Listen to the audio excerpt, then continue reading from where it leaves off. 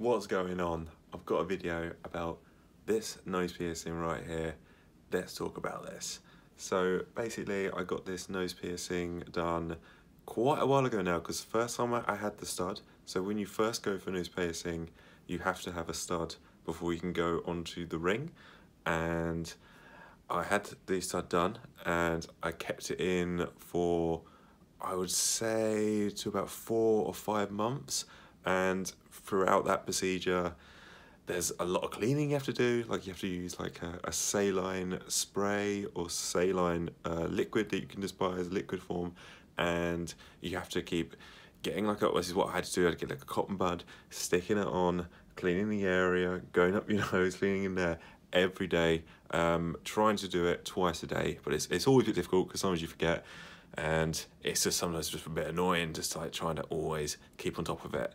And you have to also try not hit it and budge it, which is really, really difficult because you don't realise how much you just like, you naturally just touch your nose, or when you're putting on clothes, or especially when you're sleeping, you'll move your head around, you don't realise you're bashing it then, and that can cause a lot of issues. Just I've had a few times where it would inflame up and you get the kind of pussy kind of spot next to it. It's not the best look in the world. Luckily, mine didn't get too big, so every time I got one, it kind of got a little bit pussy, quite big, and then as soon as I started putting the saline spray back onto the spot that developed, it went down like the next day. But I know a lot of people that have had a lot of issues before with that, where it just kind of balloons up, it gets really big, it's really unsightly. It's not the best look in the world, having a big old pussy spot on your face.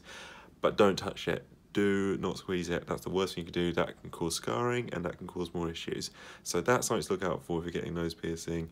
It's also, you come with issues just like blowing your nose, or just things like that, like things that you just do naturally.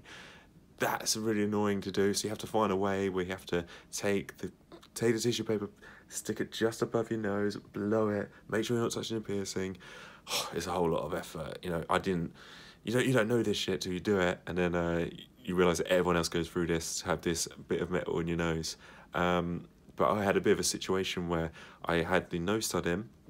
It's basically just like a ball bearing, and it had all healed up. It was all great. I was en route to just doing a nice transfer from the ball bearing stud that I had to the nose ring that I have now, and it came to going to bed. I went to sleep.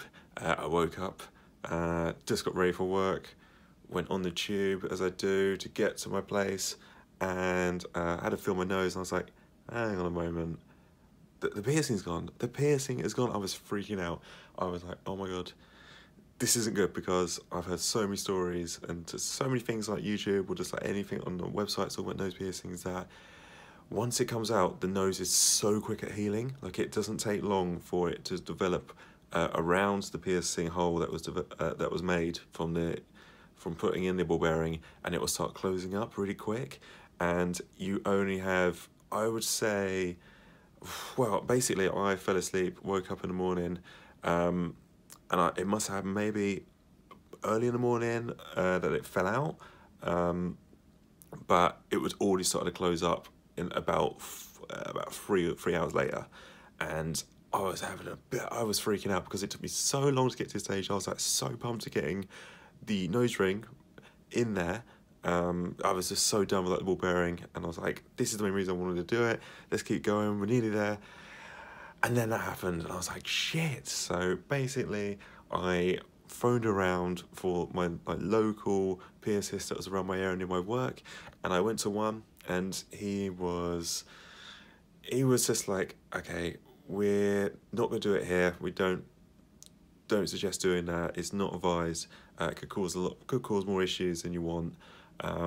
What we can do is give you a rod to pierce it yourself. And I was like, okay, if a piercist doesn't trust doing it, I definitely don't trust doing it myself and trying to prod it through.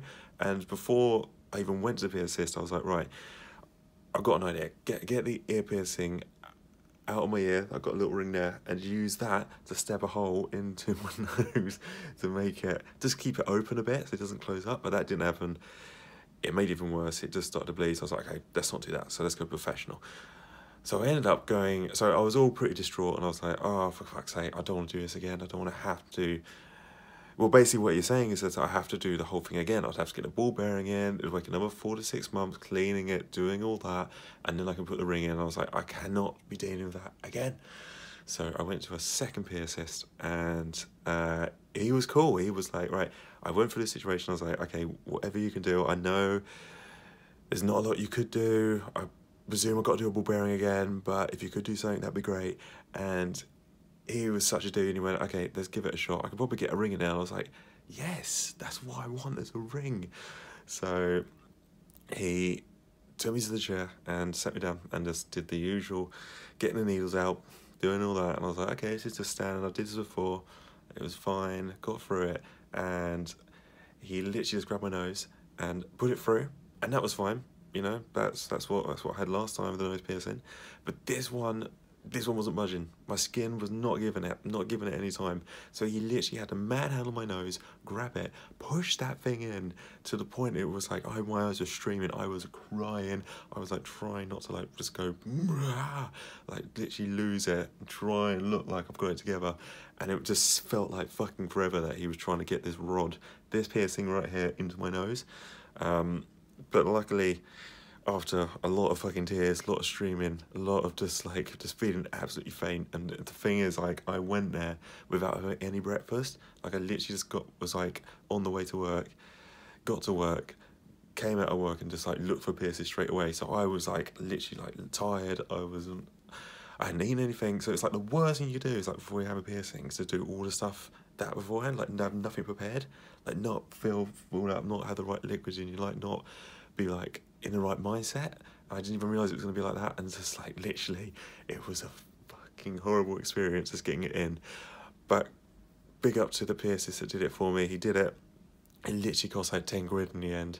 It's funny because I went out to get some money to pay for this piercing, and I was so like out of it and like just so like dazed and like just a bit like, oh my god, what actually happened, that I went to the cash point, drew out the 10 quid, literally went back to piercist and like went in my wallet. I was like, oh fuck's sake, I've left the 10 quid in the machines. So I had to go back just because I was so dazed and fainted. Unfortunately, someone had got it. I just saw someone walking away from the piercist with a nice little smile on their face, away from the cash point, so with a nice little smile on their face, and you can see that they got that 10 quid. So I went back to the cash point, got the 10 quid out, so it was 20 quid in the end, but he got it done, and here it is. This is like 2 months in, so I'm doing all the same stuff I was doing, the ball bearing, all the cleaning and stuff like that. But in my next video, I'm going to go through what I'm doing, what's the procedure, what kind of saline is what you call the cleaning product, saline solution that I use, and just any more tips that I can give to you if you're looking to get a piercing. I'll also go through what the first piercing was like, which is much more bearable than the second one, I'll tell you that for sure.